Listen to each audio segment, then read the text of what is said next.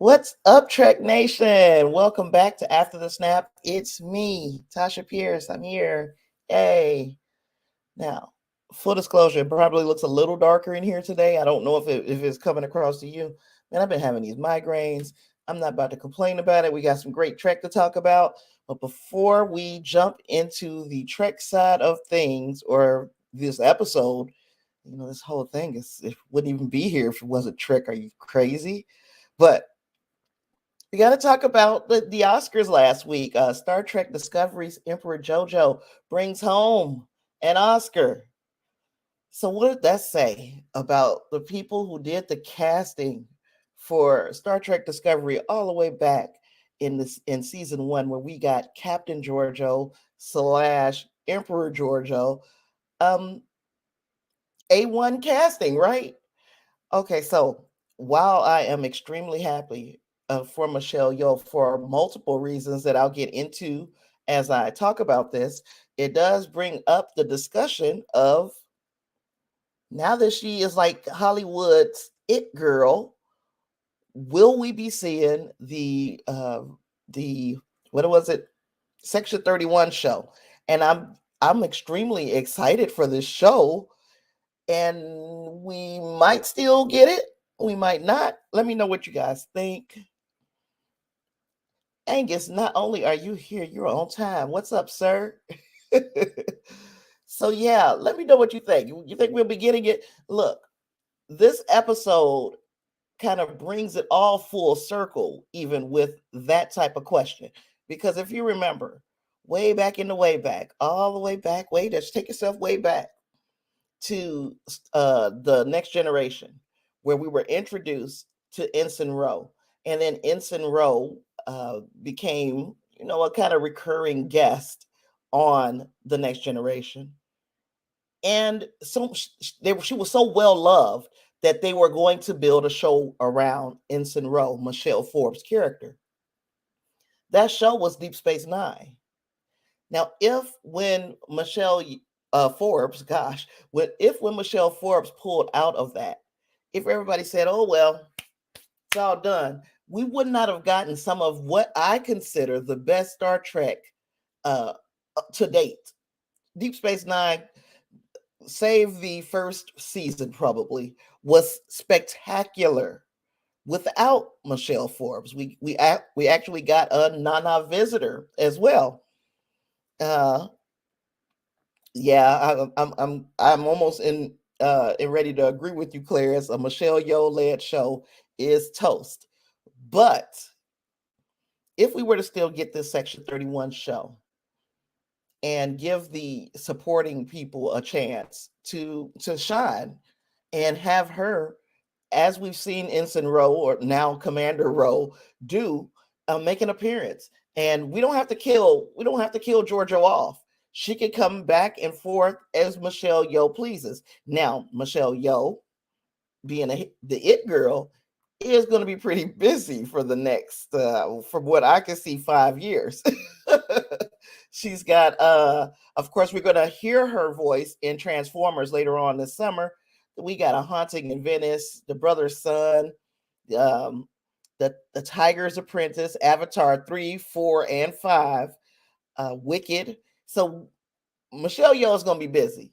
We know she's going to be busy. And it, as Clarence says, it doesn't look like we're going to get a Michelle Yeoh, Emperor Georgiou centered, focused Section 31 show. But does that mean they should shelf the show? I don't think they should. Egg say you're gonna miss the Emperor. Like I said, hopefully that she would be the type of artist who would want to come back to the role periodically. Maybe not be a regular character, but much like we've seen other characters do in Star Trek, come back and be like, "Hey, I'm still here," So I hope that she would give the fans that much of a goodbye at the absolute least for that character. But whatever she chooses to do, she has definitely earned it. I look at it also from the standpoint of her being an older woman. She's 60 years old, and she's just hitting her stride. So to me, it's inspirational on many different fronts. She's a minority, the first Malaysian actress to win this Academy Award. She's an older woman, and if you haven't noticed, I'm getting up there. So it lets you know about the perseverance, staying in the game. If this is what you think that you're supposed to be doing, put 10 toes down and do it.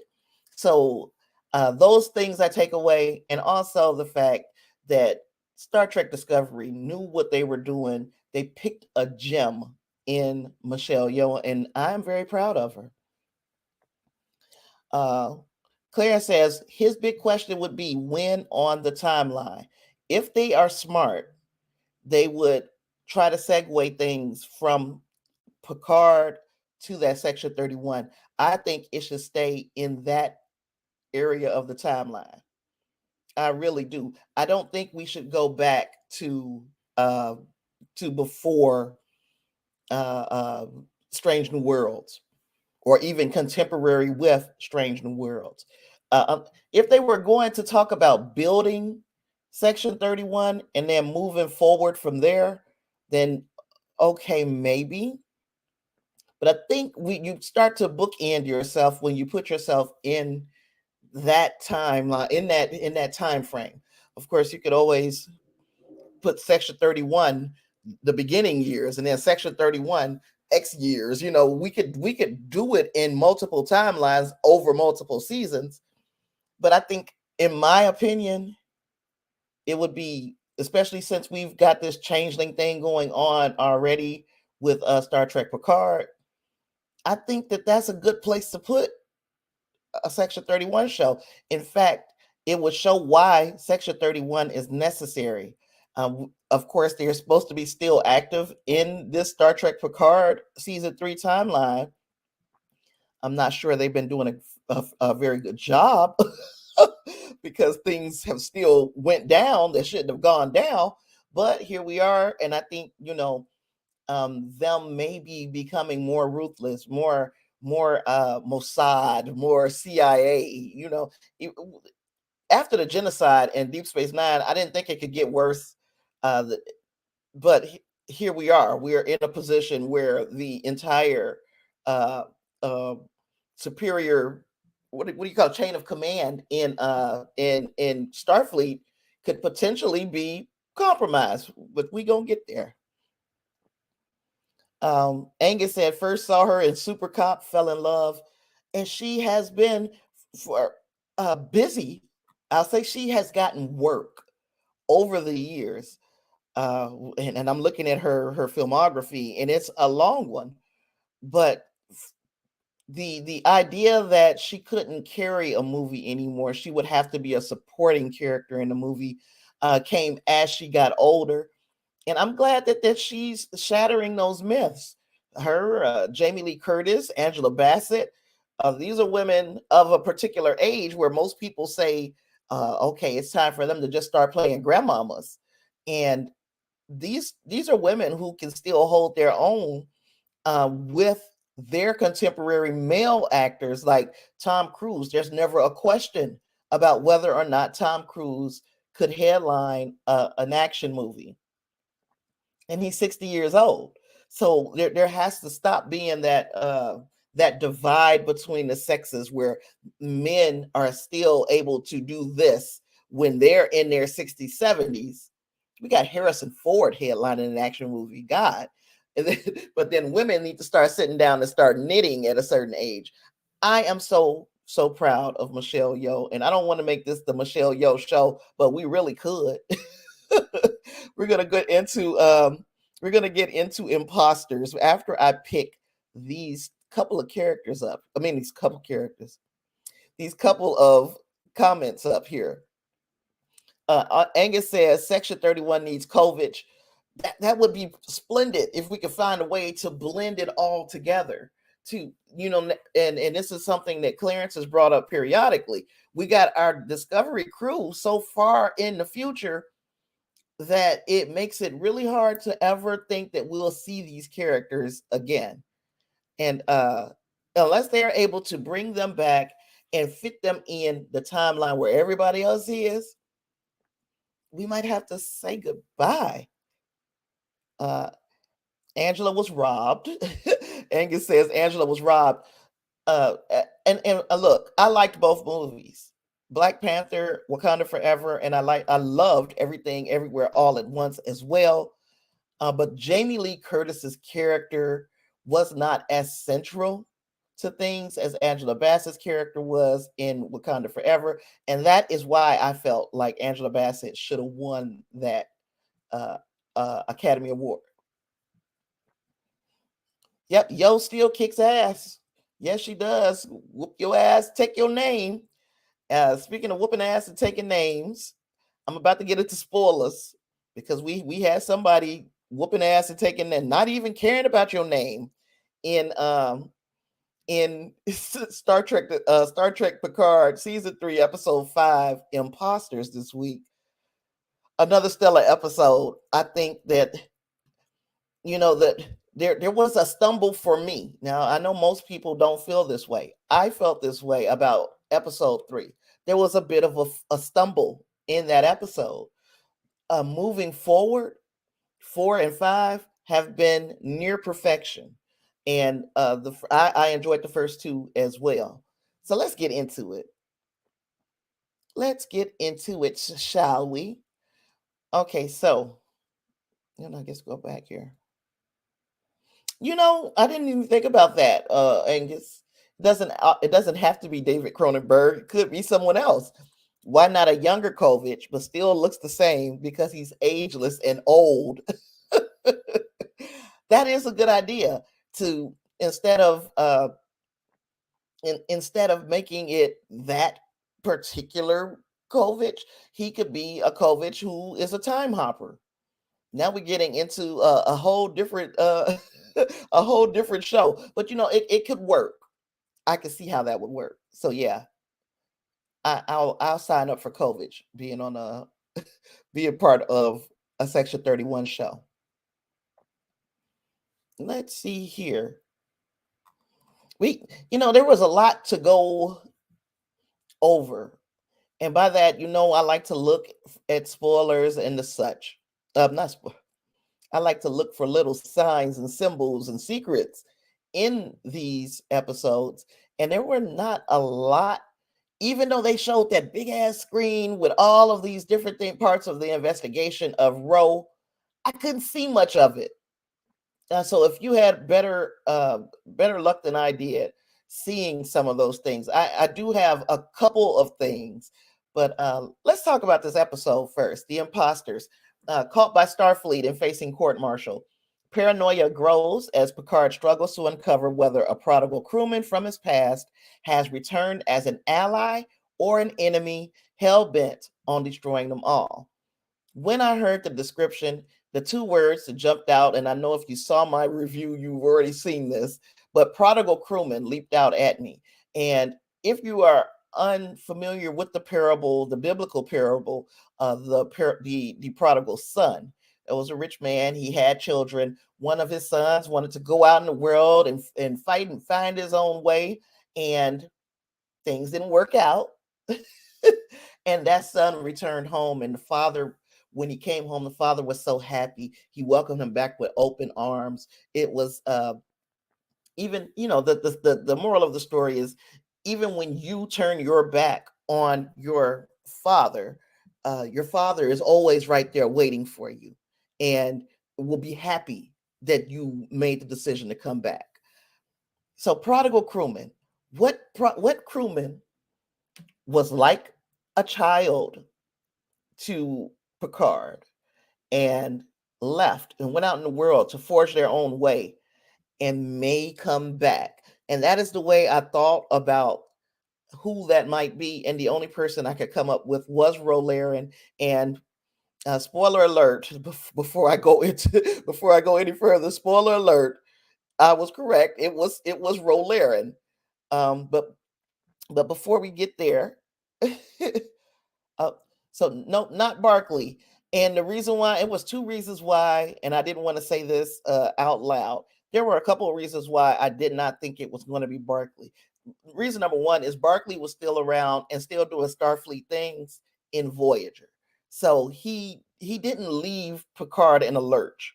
That was my first reason. But my second reason is Barkley, the actor, and I forgot his name. He's made some crazy comments over the years. Now, I firmly believe that a person does not have to have a certain political affiliation to be a Star Trek fan, to be a Star Trek actor, or to just to work in Hollywood. Period. But when you make radical statements, and I think his statement was during the during the Obama administration, he made a statement that Dwight Schultz, thank you, Angus. He made a statement that he thinks that people were going to go door to door and force you to have gender reassignment. That was his strong belief. That was something that he stood on, and he continued to kind of double down on. And I'm like, do we really need that? I think people were trying to stay away from people with truly radical ideas like that.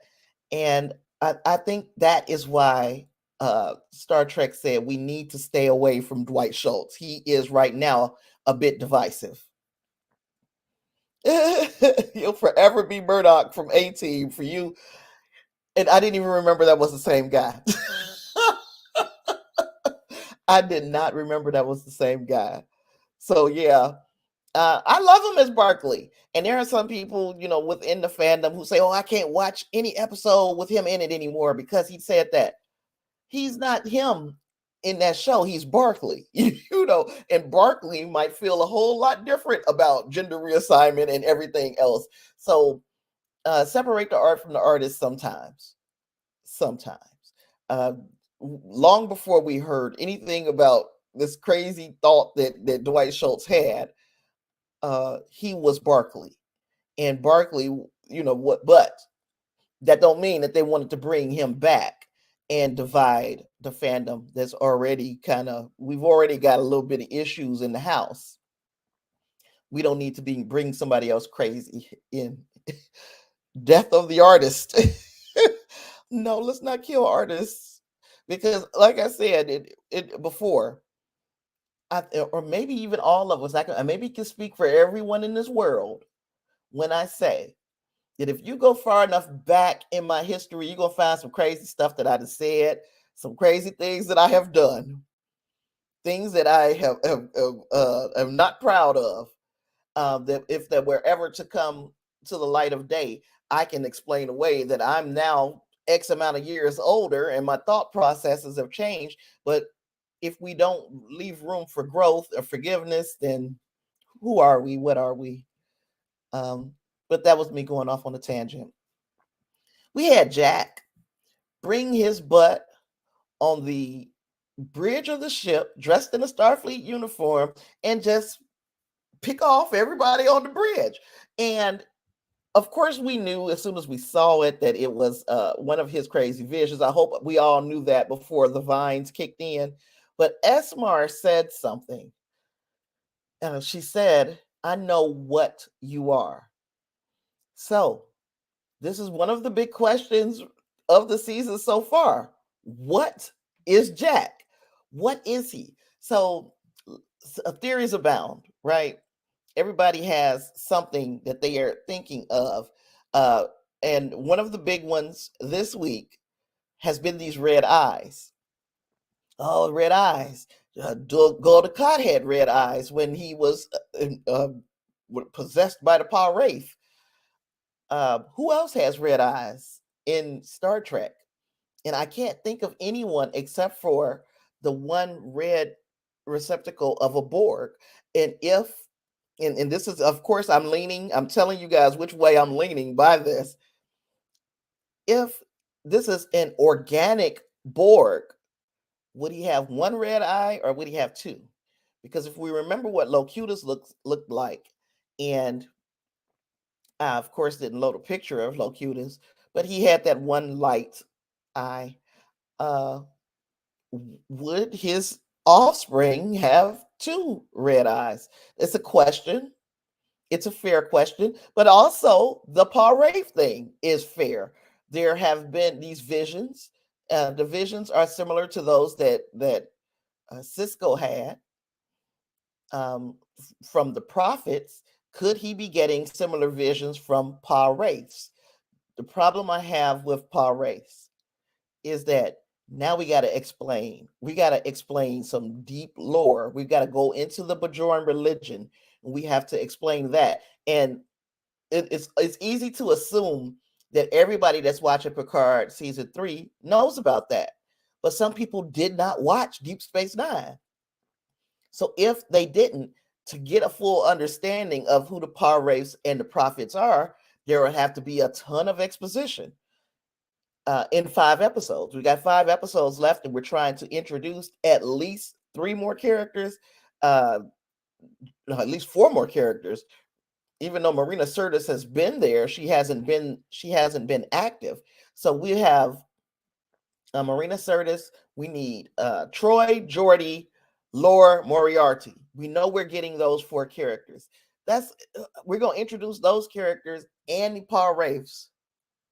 And I think that's a bit that starts to get to be a bit convoluted when, if you've watched all 3 seasons of Picard, you know who the Borg are. They've shown up in all 3 seasons. We've had the Borg cube in season 1. We had the Borgatti situation in season 2. If this were to kind of close the loop on the Borg this season, I would be happy. I don't have to see the Borg again for a long while if they just close it off in a satisfying way. The fact that Shaw said, "Forget that weird shit that you saw on the Stargazer. The real Borg are still out there." To me, it feels like foreshadowing. I don't know. Let me know what you guys think. Angus says Changeling hybrid, which is another. It's got to have something to do with the Changelings in some way, shape, or form, right? So that's a distinct possibility. I can see a situation where something happened in Jack's childhood, which was brought up in this episode. Something happened in Jack's childhood, and Beverly did some type of experimental medicine on him, and it included using something from the Changelings or from that, from that era, and that is how we got this. But this is, of course, me just throwing shit at the wall and seeing what sticks. I'm not married to any of these thoughts. When I get married to a thought, usually a video comes right behind it. And I have been wrong this season with a couple of videos. So I'm not afraid to be wrong either. The conversation between Jack and Picard, when Picard asked him, what do you think about joining Starfleet? And Jack is like, what are you even talking about? So it feels like one of 2 things.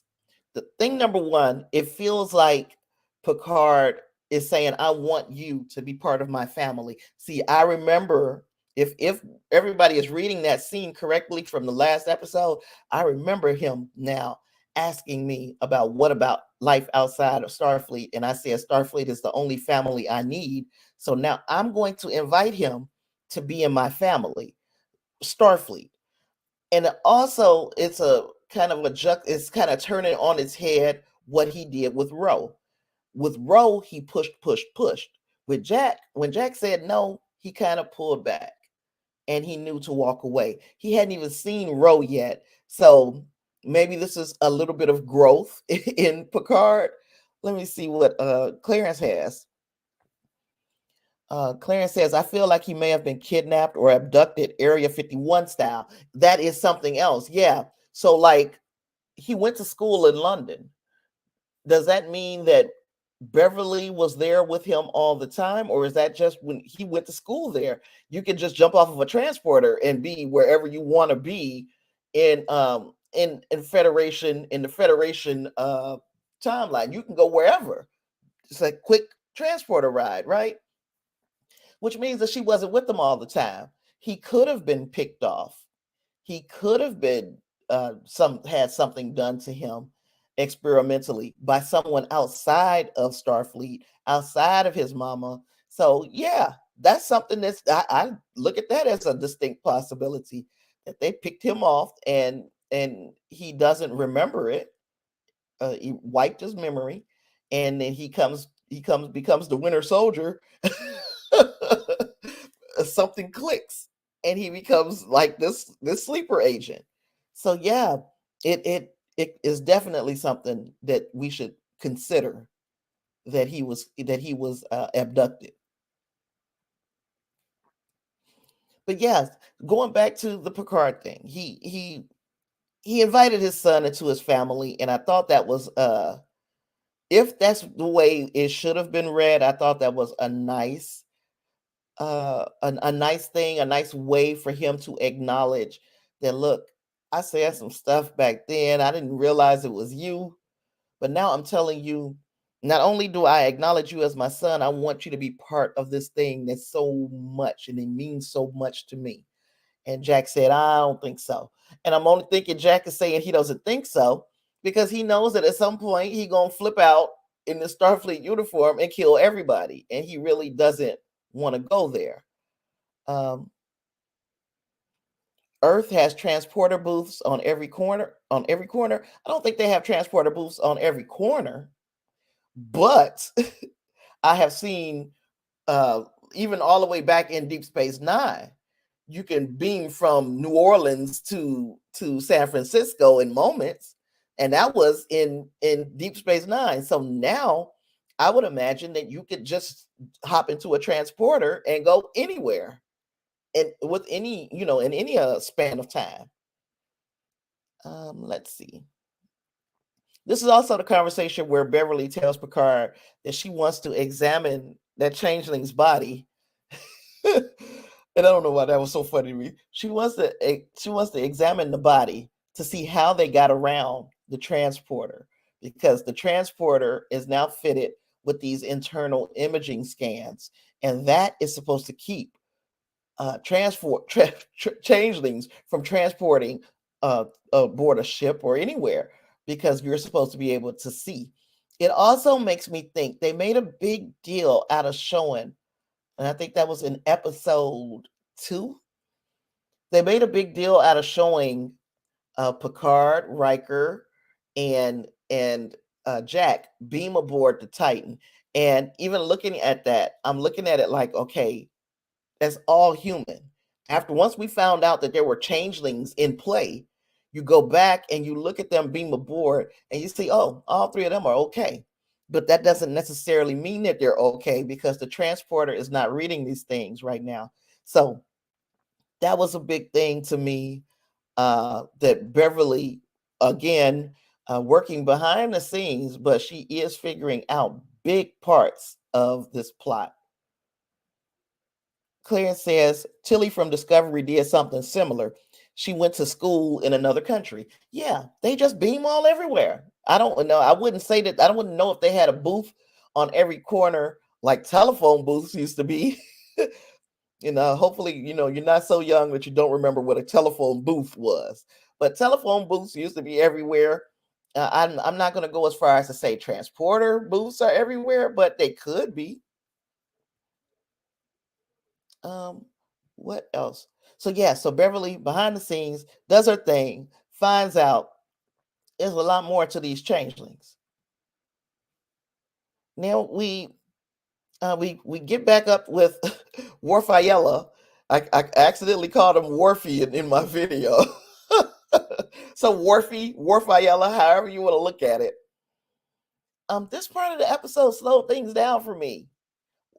There was okay when things were going on in this part of the episode. It was exciting and I was enthralled and I wanted to see more. when things weren't happening, I'm like, why are we here? Why do we have to keep being here? We went back to Batalas Prime a couple of times to check in on Worfy. Worfy, I did it again. Worf and Raffi. We went back a couple of times and they were doing the same damn thing that they were doing the last time. They're just standing in the middle of the street. How many times do we need to go back and forth to Matalas Prime to see them standing in the street before we got to meet up with the next, what is it, Krinn? And why don't they have any picture of Krinn until, we don't get to see what he looks like until we meet him? Of course, that's a big surprise. Yay. Krinn is a Vulcan. Krinn is Kirk Acevedo, who is another 12 Monkeys alum from Terry Matalas' show. And he's also a gangster. He's a gangster Vulcan. And he uses logic to explain his existence. And I'm like, I buy it. I buy your logic. It makes sense. Yeah, I would be here. It only makes sense that if you have a utopia, you have to have another side of a utopia. What makes this place a utopia? Well, you need the bad guys, you need the villains, you need the gangsters. Yeah, Clarence, we don't ever have to go back. I don't think I'll miss it this season. Now, if they want to do something next season, and I'm already jumping ahead to next season because I do believe that somehow, I'm not going to say somehow Palpatine survived, but somehow we will get another season of without, maybe not this Picard. I've said it before, maybe the Picard's son, Jack Crusher Picard. So we'll see. Say, great seeing gangster versions of our species. We got the gangster Ferengi. Now we got the gangster Vulcan. And the gangster Vulcan is moved by nothing but logic. He worked. One of the big things that I'm really glad about with Krinn, they didn't kill him. So if we do move into another season, another series, there is a distinct possibility that he can show up, flesh the character out a bit. Maybe to some people, this was enough Krinn, and we don't ever have to see Krinn again, like we never have to see Matalas Prime again. But I am not, I wouldn't be averse to seeing more of Krinn and seeing like how he runs his crime family using logic. Rationalization is a hell of a drug. It is. Oh, okay. So here we are with this autopsy on Sidney LaForgery. And look, why would you need Sidney, the real Sidney LaForge, to look over at Sidney LaForgery and say, yep, that's Sidney LaForgery? How do you know which one is telling the truth? That could have been the real Sidney LaForge until you found the goo on the inside of her. So she asked Sidney LaForge, hey, is this you? That's not me. And she throws up. What did you think was going to happen? Well, as they do this autopsy on this changeling, they realize that LaForgery, not only did she keep the appearance of Sidney LaForge, but she also started to replicate internal organs, which is some brand new ish. But what is his name? Cisco's dad. Cisco's dad called it all the way back in Paradise Lost. He said, look, if these creatures are smart, one of the first things they're going to do is learn how to replicate blood, and that'll be the first thing that they're able to do to mimic.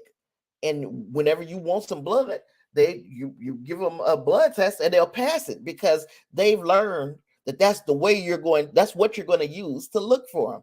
That's why I said that the blood test was already disproven all the way back in Deep Space Nine, and it wasn't disproven by Starfleet. It was disproven by Sisko's dad. You see, you think they just wanted to do a double shot? Yeah.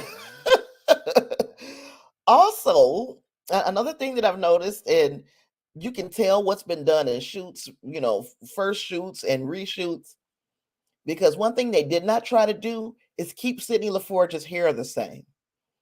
Her hair is different in different scenes on this episode. In this episode, there are there are scenes with her hair in that kind of curly bob like LaForgery had, and then there is scenes where her hair is straight, not completely straight, but straight with a little bit of a bend. And of course, one thing I'm gonna notice is a black woman's hair, because they've been doing, number one, they have been doing better. They did better with Sydney LaForge's hair than they did with Michelle Forbes' hair. That wig Michelle Forbes had on was terrible, but I know y'all ain't here for that. So we know now they can replicate blood. They can replicate internal organs. They are now undetectable. I don't know what they're going to use at this point besides the goo in the bottom of their bucket. I don't know what they're going to use to determine whether somebody is a changeling or a regular human or a regular humanoid. And maybe that's where Jack comes in, because Jack was able to take out all those changelings in that tight corridor and that fight that I love so much. He was able to do it, and he didn't even know he was doing it. He didn't know that he was taking out changelings, but something in him was triggered, and he realized that they were a threat. He should have known they were changelings, because they said, hey, we're about to beam you off of this ship, that the only people who wants to get him off the Titan are the changelings. So that is an indication that they were changelings. Okay, and then we get to the woman of the hour, Ro Laren with her bad wig. So, Ro Laren, 30 years have passed between her and Picard's last conversation. Picard, if you watch the end of the episode, Preemptive Strike, which was the third to the last episode of TNG, unless you're counting that two-parter as one episode, then it was like the second to the last episode of TNG. It's called Preemptive Strike, and that is when she betrayed Picard. Now, he looked like he had lost his best friend, like somebody had killed his dog. Like, he really looked hurt in that episode. And it's, his hurt is sitting and looking out of a window in his ready room, all pissed off that he was hurt. So now he comes face to face with the person who hurt him the most in Starfleet, as far as him being used to talking someone into being in Starfleet and embracing the ideals of Starfleet. He is not used to losing. He's had a couple of L's. You can tell there was an episode where he was disappointed in Worf. There was an episode where he might have been the only other person I can really remember him really being this disappointed at was Worf, when Worf refused to give that blood transfusion to that Romulan. And Picard respected his decision, but you could tell he was disappointed in Worf. This went beyond that with Ro. He said, I'm gonna disrespect her hairpiece like that. Nah, I didn't disrespect her. Whoever put that wig on her disrespected her. There are much better wigs. Now, even think about Worf's wigs. His little lace fronts be on point. Now, I mean, look at this. Look at what they did to Ro. But anywho. Yeah. Picard was really, really stunned when Ro betrayed him. And now he feels like, and then she's coming here to judge me. She left, became a traitor, Even though Stevie Wonder could see that that was coming, that she was going to leave and join with the Maquis. Y'all put her in a deep cover mission that was too close to her own heart. You thought that she was going to side more with the ideals of the Federation than the struggles of her people, the Bajorans and others like them. So it's an impossible situation. Many people say Picard was wrong to have put her in that situation. I say, I could see where that argument could come. But once y'all put her in that situation, she gonna do what she's gonna do. She's a Bajoran. She has already been rebellious. She is hell bent on getting some type of vengeance for her people who suffered for 50 years under Cardassian rule, and then this new quote unquote kind of father figure that she embraced, Santos. They killed him. Of course, she's got a bone to pick, and of course, she's going to join the Maquis. But anywho, she did the little blood test. The blood test, it didn't work. Yeah, it definitely don't work now. So Beverly sends the message to Picard: the changelings can pass the blood test. Capabilities are beyond superficial. Trust no one. We keep seeing trust no one. And I'm wondering if that even includes the people that we would normally trust, like her. I mean, not saying that she's a changeling. I'm not going that far. But I'm saying, should we trust that she's telling us everything?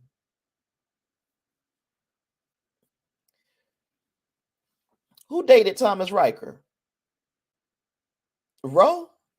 I mean, that would be really sick because remember in that one episode, that one episode where they kind of lost their memories and didn't know who they were on the Enterprise, and because they have these strong feelings towards one another, Ro and Riker thought that they were in a relationship, and then they did they did the grown folks, and that was bad. Deanna finds out about it later, but that they weren't exclusive at that time or anything. But yeah, it would be kind of sick if she dated Thomas Riker after she had already screwed the other one. Wouldn't that be a little bit bad? Let me know if I'm being old fashioned.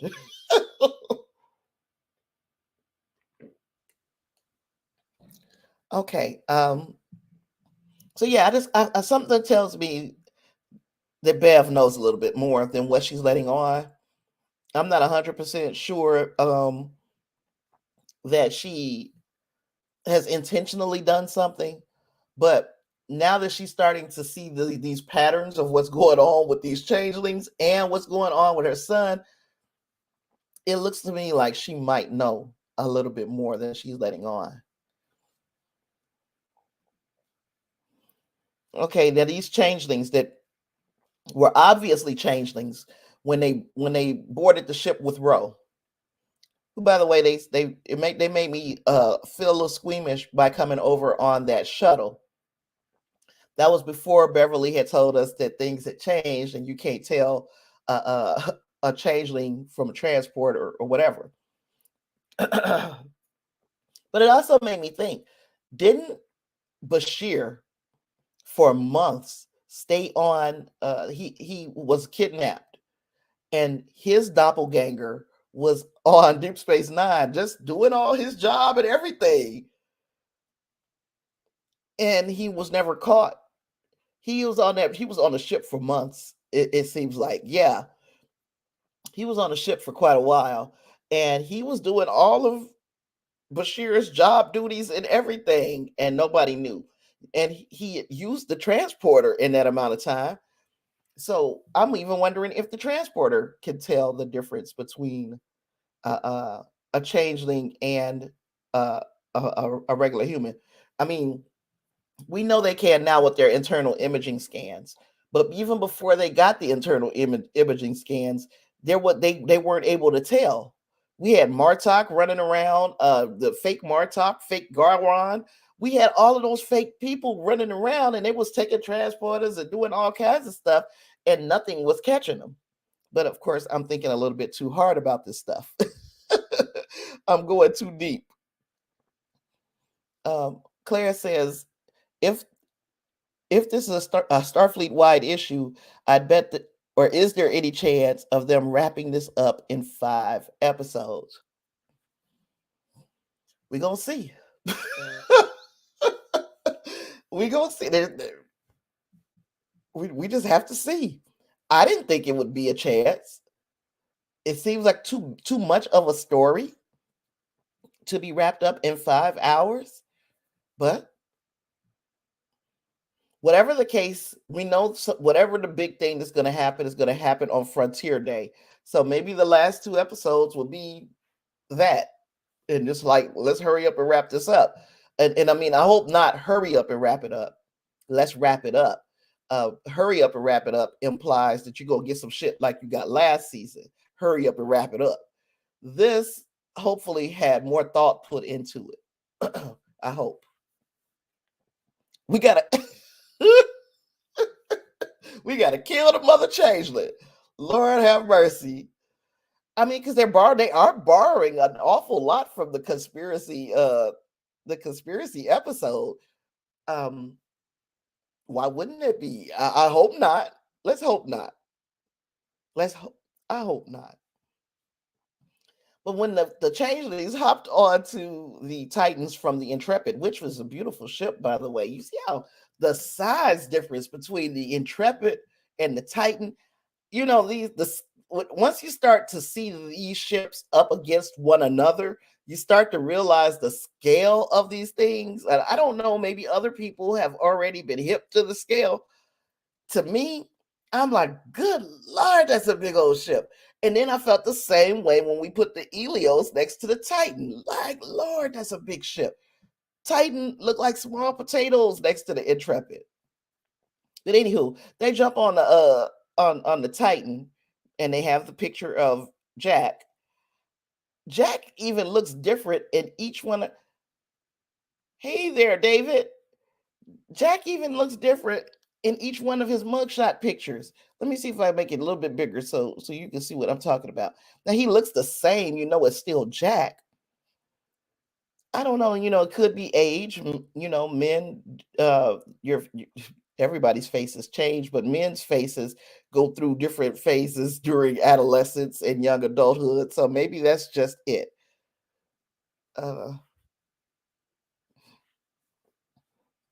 Where was I?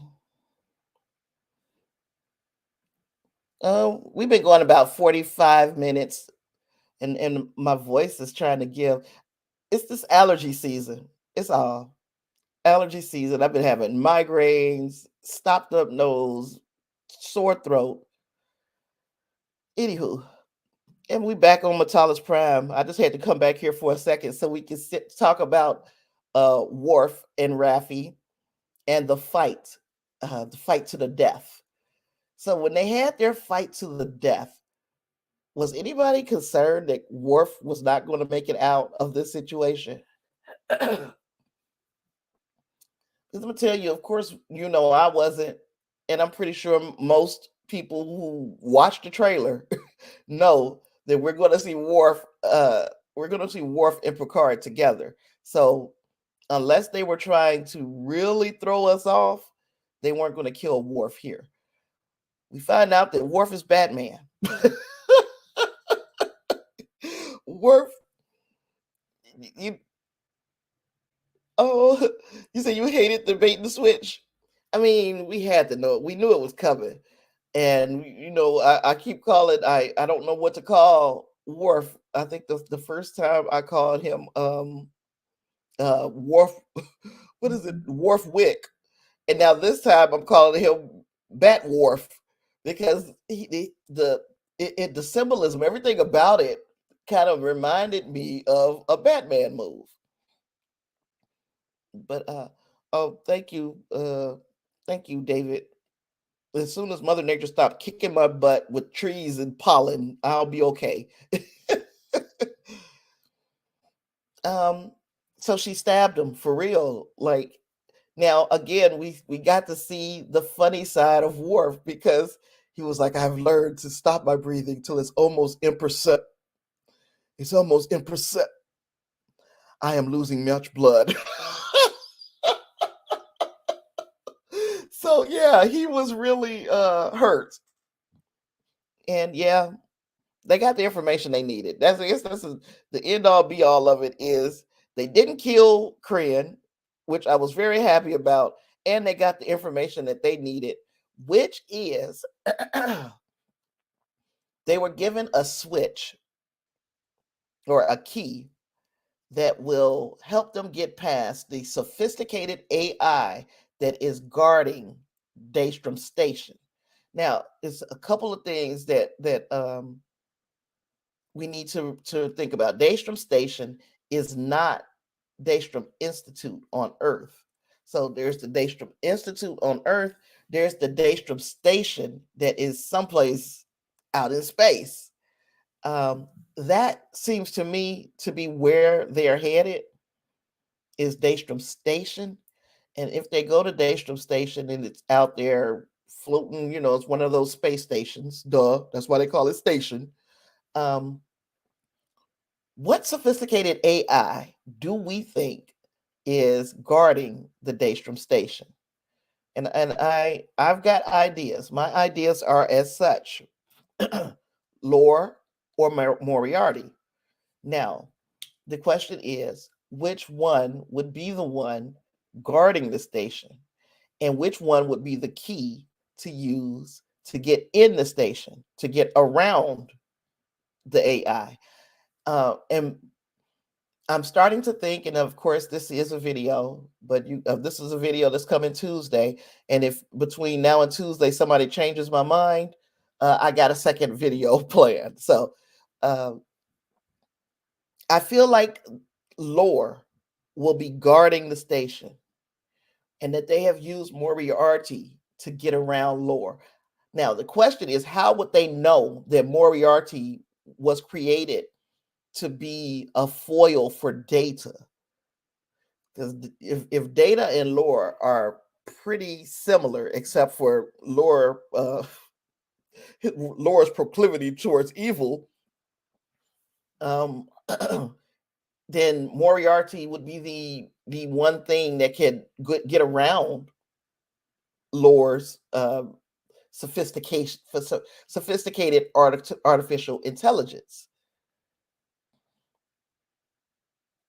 Now, Angus says he thinks it's M5. Angus is going way back, like 8 tracks. Clarence says we have seen Lore in a Starfleet uniform. Now, I'm not it's not, I'm not just coming up with this stuff because I'm so smart. I remembered that too, Clarence, that Lore was in a Starfleet uniform. And I don't know if that means that they have done some reprogramming. I'll put it like this. I doubt that they bring back Lore and there is no evolution to that character. It will be strange to see him being something outside of the jerk brother of Data, but I think that they will evolve that character in some way, shape, or form. Now, we know we're getting Moriarty, and Moriarty has always been a key to getting around Data. Will Moriarty also be a key to get around Lore? He has to be, simply because they've already done it once. They've gotten around the sophisticated AI already at least one time when they stole whatever they stole. Because now my initial thought was Lore is what was stolen from Daystrom Station, but if now I'm leaning towards Lore being the sophisticated AI guarding Daystrom Station, I still don't know what they stole, because they had to already have the Moriarty key to get around Lore. So that's not what they stole. So Moriarty is off the table. if data, I keep saying data, if lore is the sophisticated AI, Moriarty, they already had to have him, so he's off the table as well. So what else is in there that someone could have stolen that was worse than what the portal weapon? Yeah, Clarence, and age lore. Look, that was always the problem with Brent Spiner playing an artificial intelligence that never aged, and the fact that he also wasn't supposed to use contractions, and every now and then, if you just stop and think about it, he used contractions. But okay, that part, but he was never supposed to age. So unless they gave him a new synth body that would age with time, or yeah, they're gonna have to explain. It's gonna have to be a good explanation. Yeah, they stole the portal weapon. So the changelings stole the portal weapon, and they stole something else. The portal weapon was the distraction. The something else was what they needed. Was what they really needed. And initially, my thought was, oh, they really need lore. But if, and this is all if lore is guarding Daystrom Station, then they couldn't have stolen lore. Many other people said, oh, they may have stolen Moriarty. But if lore is guarding Daystrom Station, they would have already had Moriarty to get around lore. So now, what left? What is left? M5, peanut hamper. Excuse me. There's other things there, like Angus says, that M5 is still there. There, but it would have to be something entirely different. M5 is in Daystrom Station, so all of those, we learned something from Lower Decks, and what we learned is all of those AIs, sentient AIs that were rounded up over the years, are in Daystrom Station. So if they are all there, then take your pick of what they could have taken, or it could be something else altogether.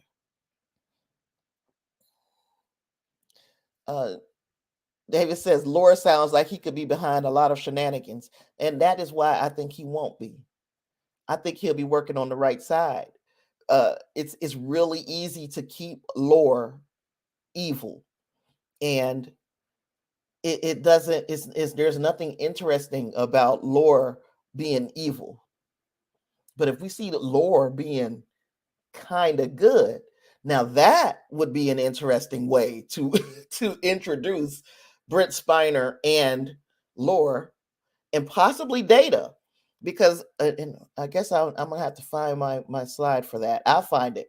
uh Possibly data, but we'll get to that. um Now this was the sacrifice made by Ro. Once Ro realized, okay, we're leaving this ship, we're leaving the Titan back in the shuttle to go back to the Intrepid. um Now I lost my thought for a second. Oh, okay. So we're leaving the Titan to jump in the shuttle, go back to the Intrepid. Before she left, of course, she handed her earring in this like secret, what do you call it? The Mason handshake that she gave Picard. She handed him her earring, and then she left. It was almost like she knew she would be gone. But okay, whether she did or didn't, she wanted him to have that. She gets on the shuttle with these obvious changelings. They were obvious to me, and probably to most of the audience, changelings. They get back on the shuttle and they plant this bomb. Now, knowing who Ro is, of course, the changelings, they beam themselves off of the shuttle. Now, Ro is alone on the shuttle with a bomb, and she doesn't have much time. She tells Picard and crew on the Titan, they left a bomb on this ship. And Picard is like, well, let's beam her out of there. Let's beam her out of there. They can't because these things are smart enough. They've used a transport inhibitor. She cannot be transported off the ship. So the only thing that Ro has left to give to Picard is a fighting chance, like she said.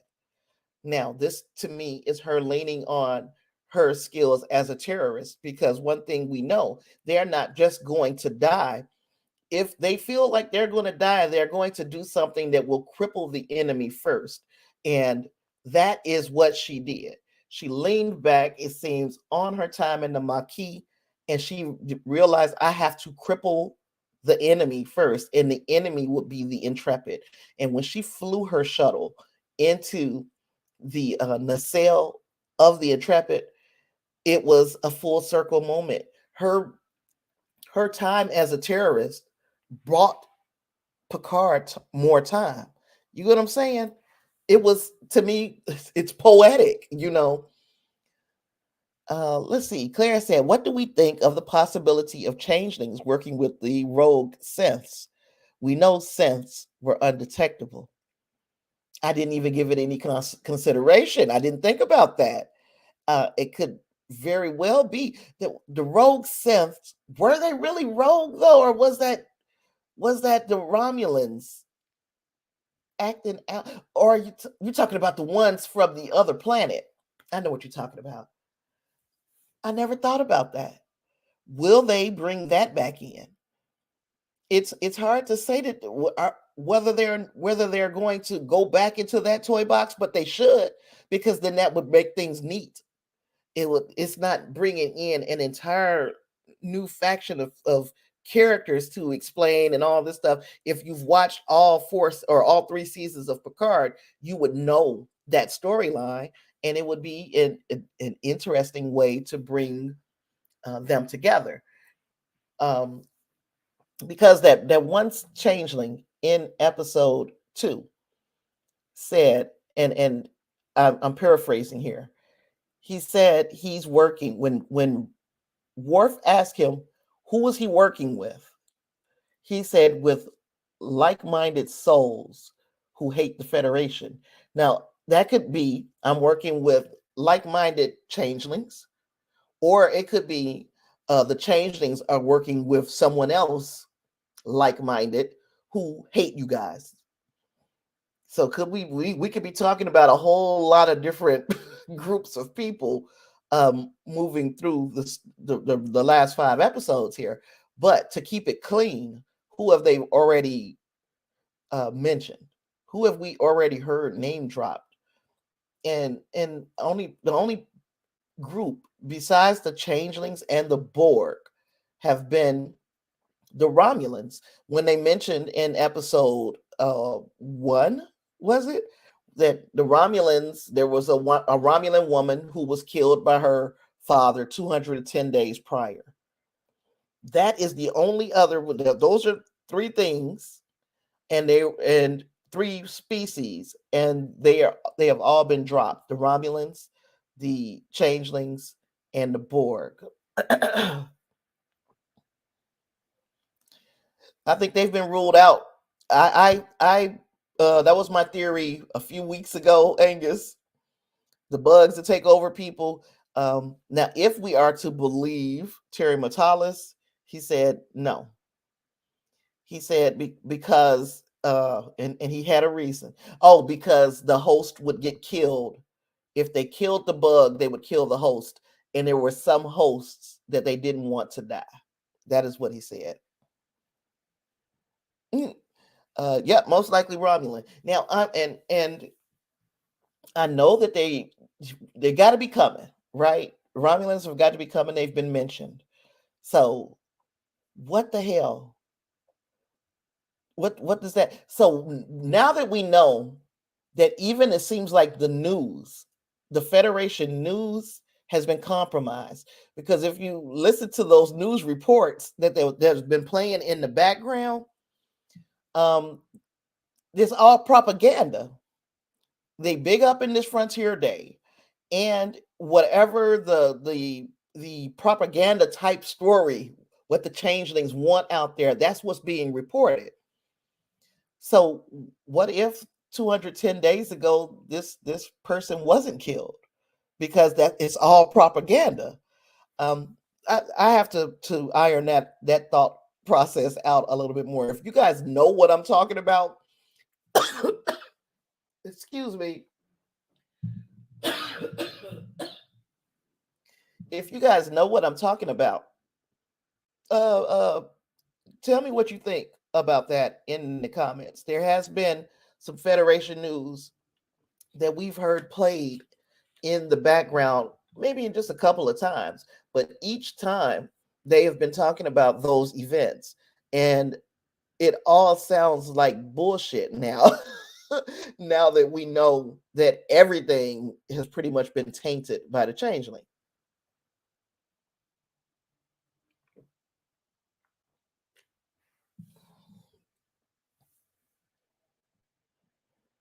Your question is, who was it? Who was who?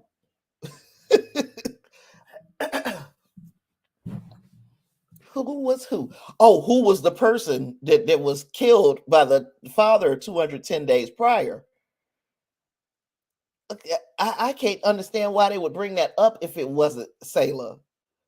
That's the only person who I could think of who we would particularly cared. Yeah, I get you now. Gosh. Yeah, I don't know why else we would particularly care if it wasn't somebody who we would know. And I can't think of anybody else who would matter to us as a Romulan woman. Who else would matter to us?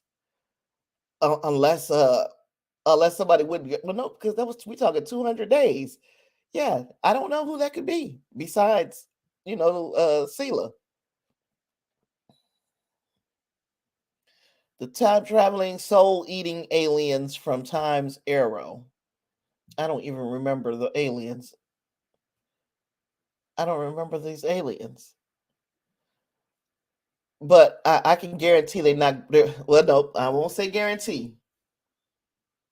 I have a strong feeling that they're not going to introduce any more alien species that we haven't seen already or heard about.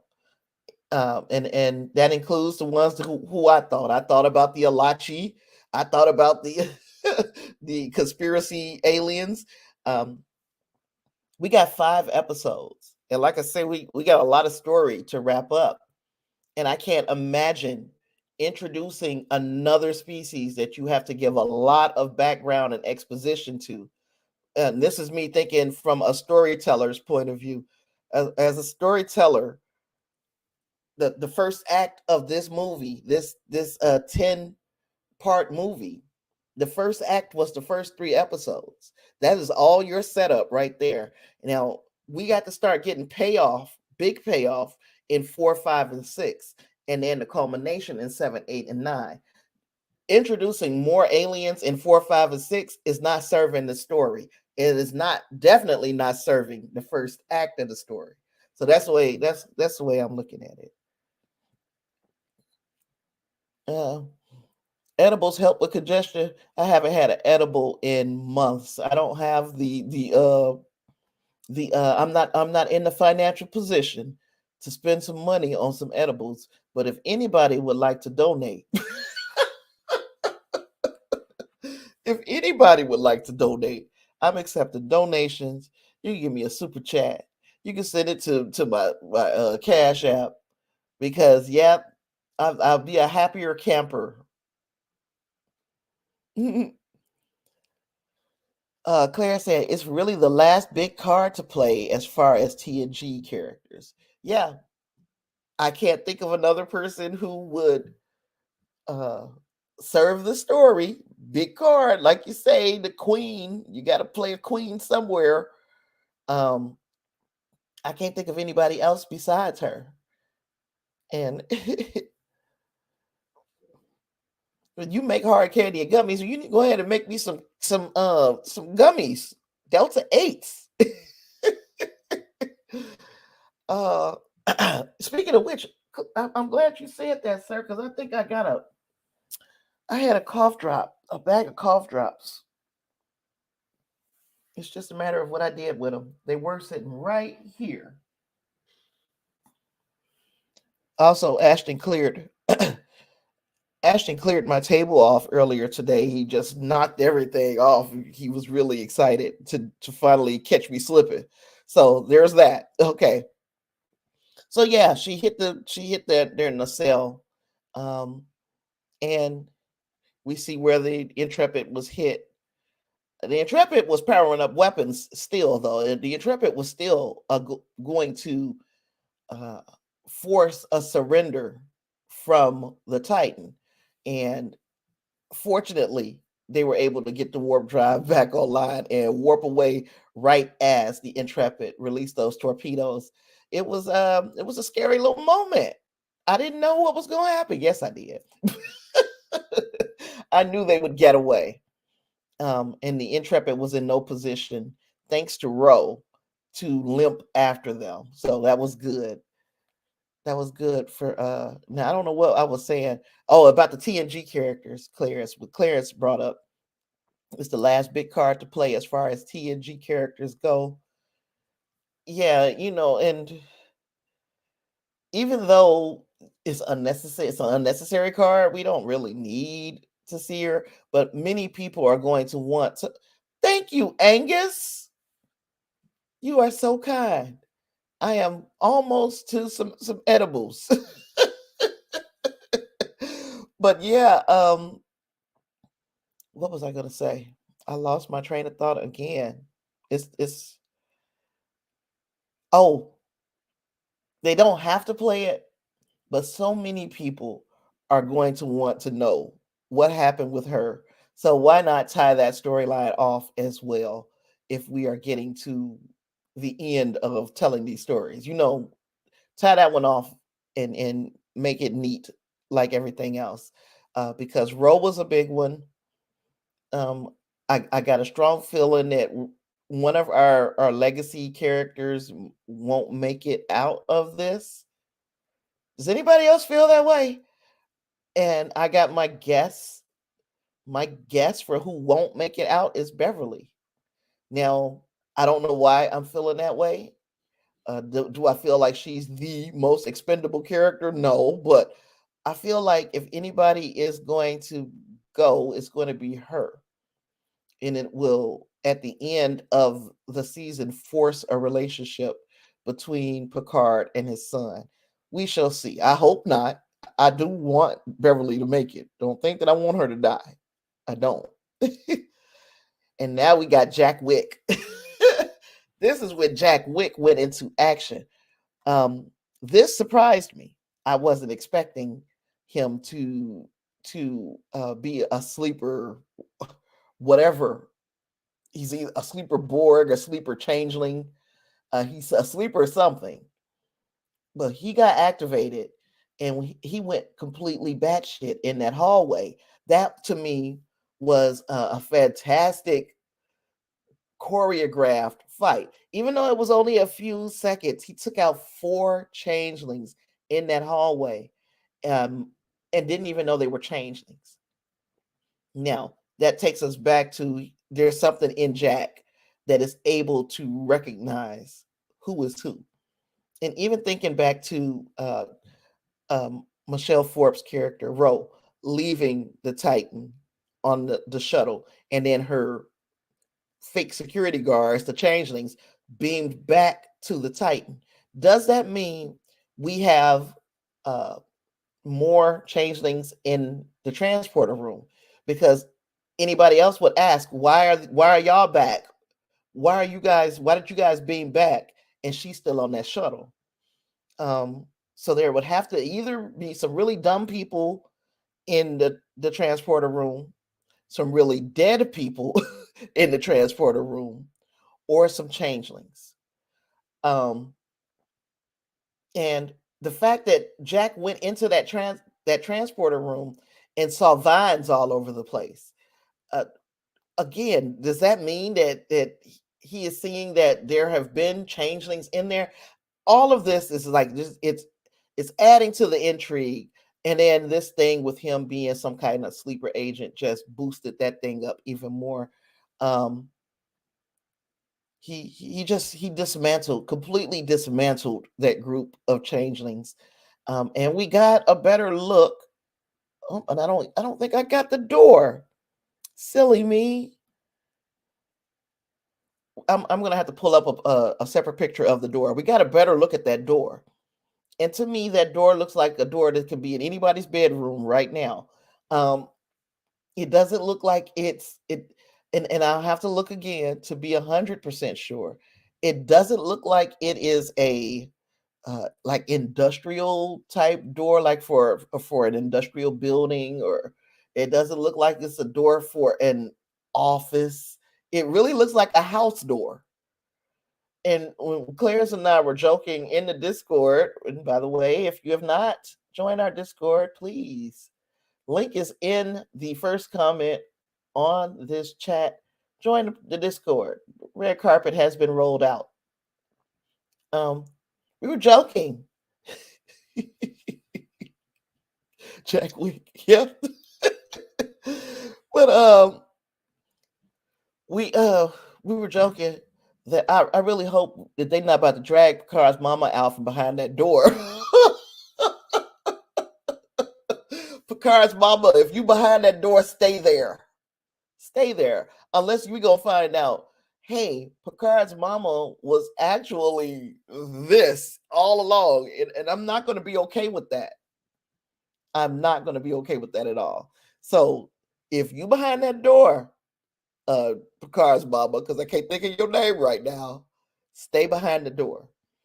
If we find out, because this has been something that has been brought up, if we find out that it has nothing to do with Picard at all, it is all about Beverly's DNA, Beverly's bloodline. How would you feel about that?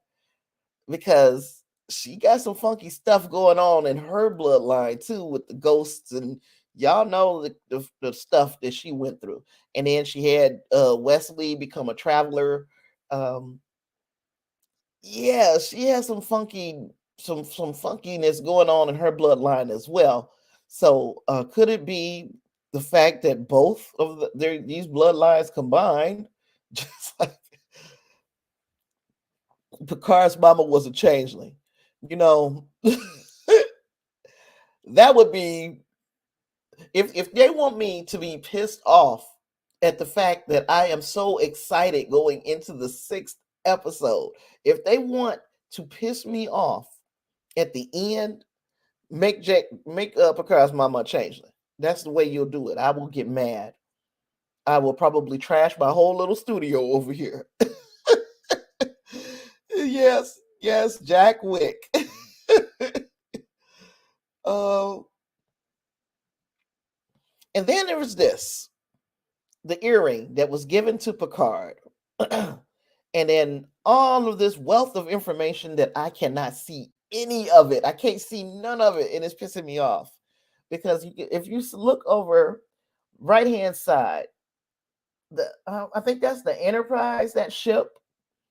Right under that, is that a picture of Julian Bashir? Because I can't tell.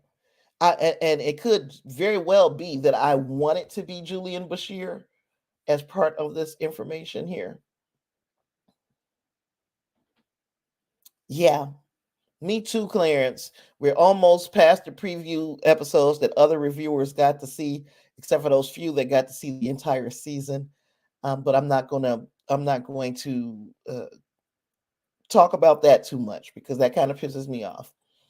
But those people who got to see the 6 episodes are now, after next week, are going to be all caught up to us. And now we'll all be on the same footing, and moving forward, we try to figure out what's going to happen together. It has to be very hard to know what's going on and not say a word. But I haven't seen a bunch of leaks coming from the people who saw 6 episodes. In fact, the only real leaks that I even heard about, and I don't follow these people, but I heard that the leaks were coming from the people who saw all 10 episodes. Now, how does that work? You're going to show somebody the whole season, and then they're going to go to their channel with their subscribers and kind of spoil things. Um, Again, I don't follow any of those channels. I don't follow the news that they come out with. I don't, none of that. However, and it could just be because of jealousy. Could just be I'm a green-eyed monster now. But it's also because I don't want to, I've never wanted to affiliate myself with the channels who were so unforgiving in the way they berated Star Trek Discovery. They have nothing to talk, that nothing that I could possibly think would be interesting enough for me to subscribe to their channels for. But, people bring you information, pieces of information, and that was some of the information that was brought to me. That number one, these were the people who saw all 10 episodes. And then number two, they're also dropping little hints here and there. But anywho, if let me see, Justin 34, hi. It says it was amazing to return. She was always like Picard's daughter and glad they made peace. They did such a great job. I agree. Oh, thank you. Thank you. But yeah, I agree. That was definitely the daughter he never had. And like she said, he was trying to form her in his own image. And in his mind, that's a compliment because there was not very many people that he took that personal of interest in. So yeah, the fact that she was his biggest heartbreak was was obvious. Yeah, I can't read all of these things on the screen, but I really wanted to. I really want to see, and if somebody can come up with a clearer image, send it to me so that I can go through this and see if I can find any anything of interest to us. But I can't see anything um, except for it says something about Frontier Day, Starfleet intelligence report. Yeah, I can't see it. Some of it is intentional. They've intentionally made it kind of blurry where you can't see it, and other things are I just can't see. You see all these redacted reports. Uh, Again, if anybody gets a clearer image or can make out anything that are on these images, let me know because I'm interested in seeing exactly what they're talking about on these things. God, it's so much going on. There is a lot. Ro was she was busy. She got a lot of information put together for whomever she trusts, and she handed over an earring to Picard. And that is my last big reveal because you see Ro's earring, and not to say that she can't have more than one earring. Then you see Kira's earring. Okay, Geek Filter. Hey there, how's it going? Most of it is just redacted info, not really anything that helps with the plot. Okay, I'm glad if you say so because I can't see anything. It makes me mad. But there were people who were saying that right underneath, and I'm going to go back to that slide real quick. Right underneath the Enterprise, that's a picture of Bashir. I can't make it out. I can't say that it is. Thank you, Geek Filter. Please do. I'm gonna drop a email address. I think I might have it on there already. So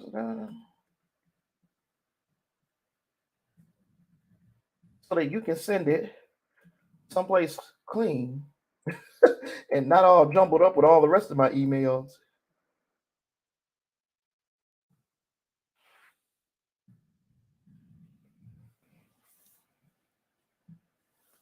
Um, and what was I gonna say?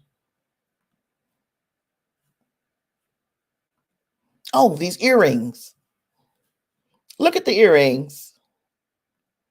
Look at Kira's earring and look at Rose's earring. And then look at what was handed to Picard. So whose earring is that? Let me go back. Look at Kira's earring. Look at Rose's earring. And the one that was given to Picard. Thank you, Geek Filter.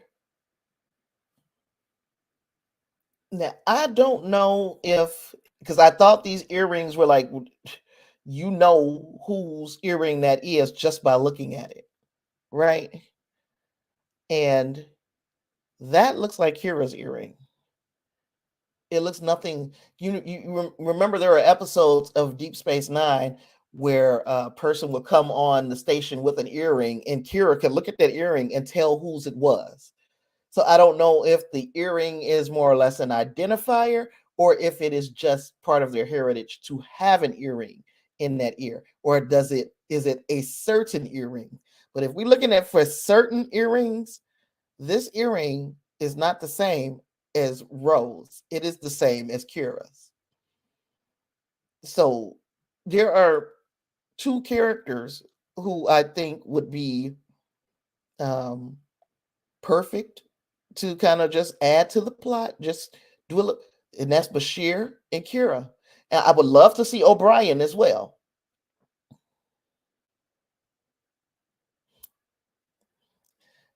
Yeah, I think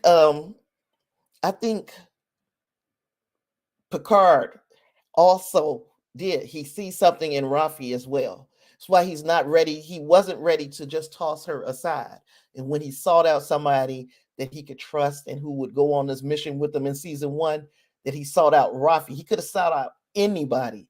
He went to Raffi because, like you said, Justin, they have a similar relationship. He's trying to keep her on the straight and narrow and in Starfleet.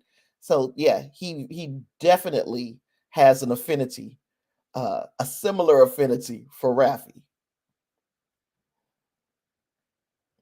So Geek Filter says Ro wasn't super religious. She wasn't. So maybe she had more than one. She didn't even wear it in the correct ear. Yeah.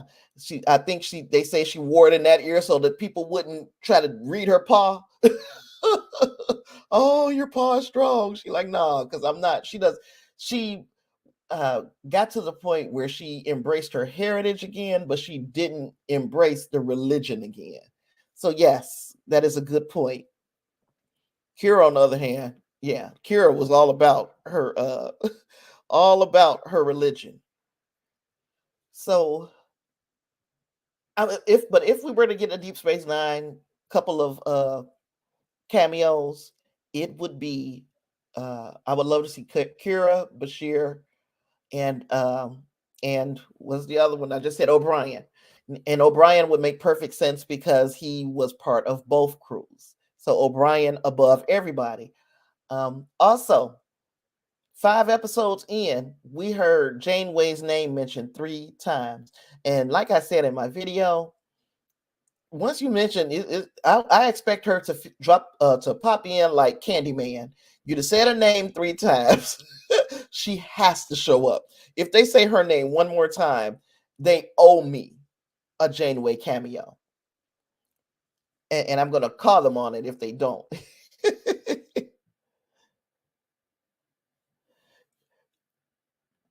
You said, that's not Bashir. That's one of the criminals. I want to say we have seen that picture before. Okay. I hope I can get a good look at this stuff because I am visually a bit visually impaired. Cisco as a prophet. If they go that way, but again, it can get messy trying to introduce the prophets right now. Now that we're already going into the 6th episode. Introducing something as big as the prophets could get real sloppy. If they were to bring Cisco in as a prophet, do you think I'd be upset? As long as they did it and it served the story and it was good, that I wouldn't mind at all. But I would feel like how much of it would be serving the story. and how much of it would just be fan service at that point, because um, that's a big plot line to bring in without a lot of heavy exposition. It's because we can't assume that everybody has watched Deep Space Nine. Everybody should watch Deep Space Nine, but everybody may not have watched Deep Space Nine, so you don't want to confuse the young folks. um, Cisco coming back would be epic. Yeah, it would be. It would be right up there. It would be actually above Ro coming back for me, because it's legitimately number one. The only reason he would have to come back is if you're introducing some threat to Bajor, the wormhole, his people. And if the changelings are posing that kind of threat again, then yeah, I can imagine seeing Cisco. And I wouldn't mind seeing Cisco. Um, and I could even, like, in my mind right now, come up with a reason why this whole thing could be about that. There were a certain faction of changelings stuck in the wormhole when the prophets intervened on the behalf of the Federation. When Cisco asked during that the return to Deep Space Nine, when they were trying to take it back from the Cardassians slash Dominions. So I can see how we can explain it, but to explain who they are, to explain who the prophets are and all of that to a group that is uninitiated into Deep Space Nine might be hard. Geek Filter said it's hard to see sometimes. Sometimes my bandwidth makes everything look like a YouTube video from 2011. Yes, it would be epic to see Cisco come back. and if it was just, I'm gonna do this one solid for you guys, and he touch something and make it, and make it so, I would be okay with it. But if we trying to introduce power wraiths and all of that, I think things could get messy. I'm not a writer on on Picard, so maybe they can think of a way uh to make it a cleaner introduction, and if they can and it serves the story, I'm all for it. Jake coming back would be a blank slate. He was young when DS9 ended. Right. Uh, because there was a mention in, where was it mentioned? Something about General Cisco, or so if there was a General Cisco, do we think it would be Ben Cisco? I would think it would be Jake or the other kid, which I forgot about, the other child.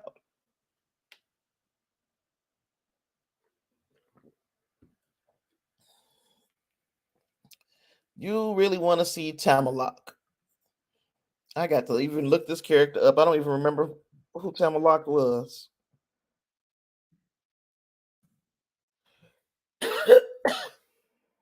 Oh, you going way back to the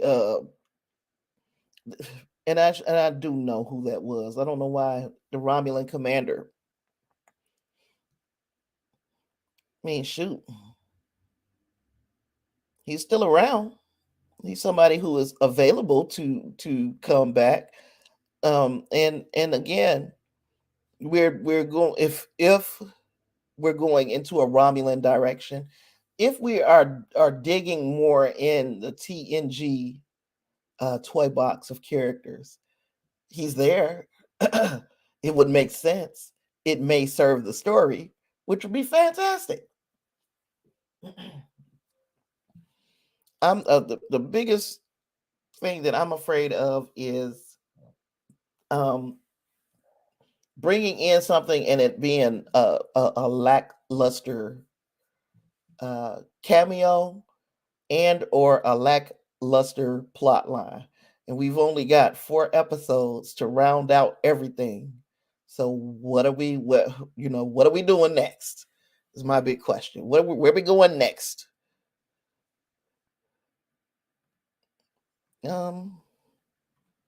So my impressions of this episode was, it was a good episode, but just like I guess I usually say, The Raffi and Worf stuff, while it wasn't terrible stuff, it slowed things down a bit for me. I was far more interested in seeing things as they progressed. I would have loved to have seen more of Picard and and Ro. It doesn't have to just necessarily have been the emotional side of things. More about our investigation. Of course, that would give us too big of a peek of what's going next, what's happening next. But that's where my mind is always going. It's like, where are we going next with this? Where are we going next? So I've read through my slides. I got hot too. Lord, I don't know. It's been a bad week with the allergy shit. I just So y'all got anything y'all want to add before I start to cut out of here? It is always a blast hanging out with some like-minded people, trying to work the stuff through in your mind. And like I said on Tuesday, unless I talk myself out of it, I am going to drop a video about Lore and Moriarty, and how I think one of them is the AI that is guarding the Daystrom station, and the other is the key. And we talked about it at the top, so you guys know who is who. But I'm gonna work that out and try to figure out we'll just see if I'm right. I'm not afraid of being wrong.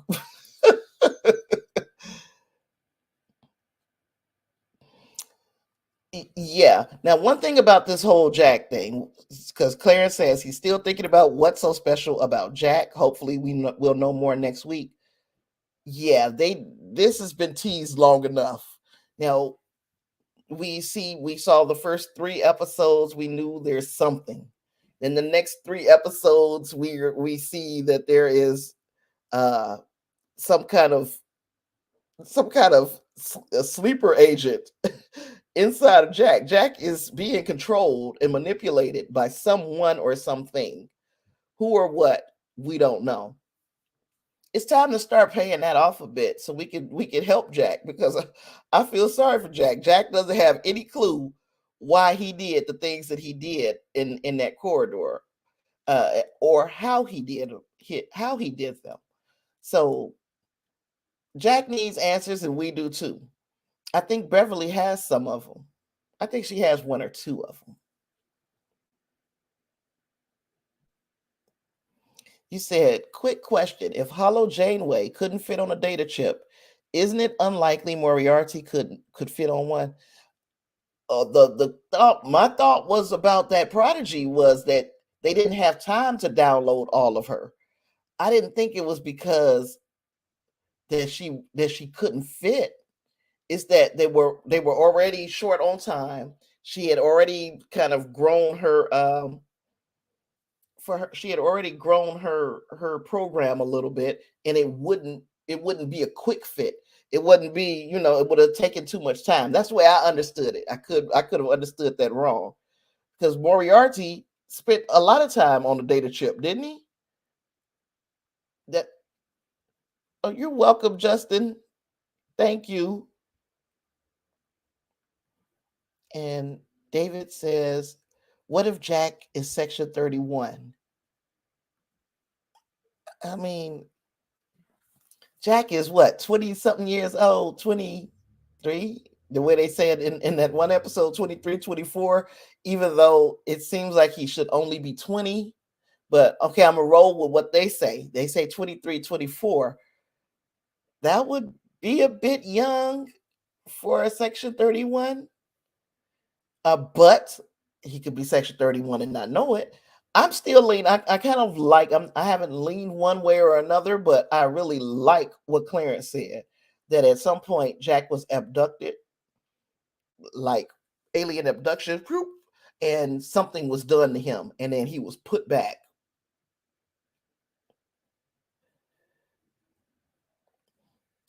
Yeah, a lot of things. That's what I say. A lot of things that could happen definitely shouldn't happen because it would muddy the story. Because there's a lot of stuff that could happen. I mean, let me bring my ink pen out. I got some thoughts too. Let you know, let's make some things happen. But just because it can, in the story that we have right now, not in the story that we wish we had or whatever, the story that we have right now, would it make sense in that story, especially going into the 6th episode? Anything makes sense in episode 1, but once you get to the 5th episode of a season, now you start thinking to yourself, okay, as much as I might like to see this, will it make sense in episode 6? And if it doesn't, we gotta let that go. The red vines, man, red vines. I don't know. I don't know what these red vines are. Um, yeah, I got nothing. I got nothing. Blood vessels. I got nothing. He got probed. I would say that he could have been tampered with, uh, whether by his mom or by some outside force, such as the changelings or the or whomever. We can just anybody who serves the story. If it, yeah, he could have. Either way could have happened. Something could have happened to Jack in his childhood, and he said to himself, I mean, and Beverly said, "Let me fix what happened in his childhood," and in doing so, she undid something else. I've been wanting red vines too, geek filter. Every time somebody says red vines, I've been wanting these red vines. Yes. Justice says, I think he has the changeling in him, or he is the weapon. And from the beginning, if you're part of my Discord, I've been saying, because of the parallels to Wrath of Khan, in Wrath of Khan, um, Khan gave Kirk 60 minutes or 60 seconds to send over the Genesis weapon. Send it over to my ship. In the in Picard, Vatic gave Picard 60 minutes to send over Jack. So, in my opinion, because these two things or these the Wrath of Khan has influenced obviously Picard so much, it looks like Jack is some type of weapon. It's just, what is he? What kind of weapon is he? I agree with you about him being a weapon or a secret changeling or both. Angus says, you think that the vines are changeling linked. I, I I hope so, because what else could it be linked to at this point? What else could it be linked to? Clarence is laughing about the red vines. I want some red. I'm serious about this though. I want some red vines. Seriously.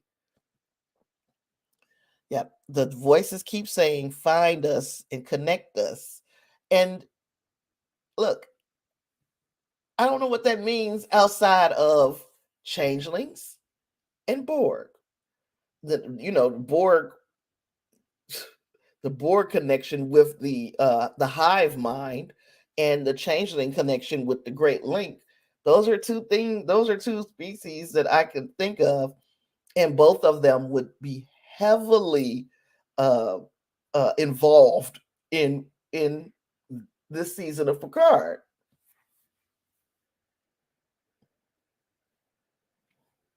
You said you totally agree with what I said about Vatic. It made you think the same thing. What did I say about Vatic? I don't remember. I appreciate it. I don't remember. I always forget. I mean, sometimes I talk so fast, I don't remember the hell. I don't remember what I'm talking about. I have to go back and listen to this and remember the things that I thought in that moment. And I am not kidding. Something's going on with Vatic too. We didn't get to see her this episode. Something is going on with her, and it number one, it made her less scary to me, which kind of was a bummer. It's like, man, she got somebody that she's afraid of. But then when you think about it, she's got somebody she's afraid of. That's got to be a bad thing. When she was talking to the hand.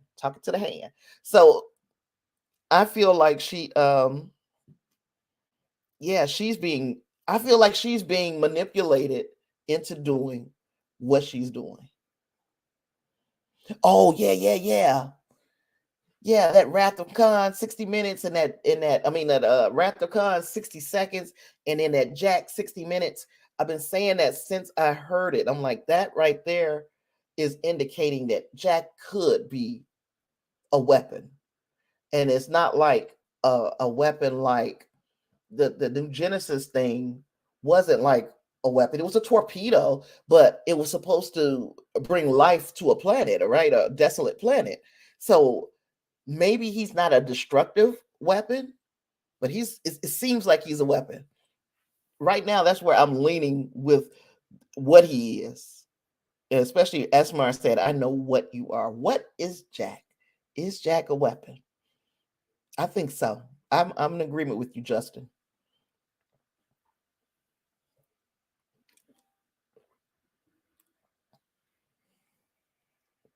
But yeah, so hopefully next week we do get some Vatic to move that part of the story along. We find out why these changelings, because if everybody on her ship, if she's a changeling and everybody on her ship is changelings, why are they presenting the way that they are? Why would she present herself with scars?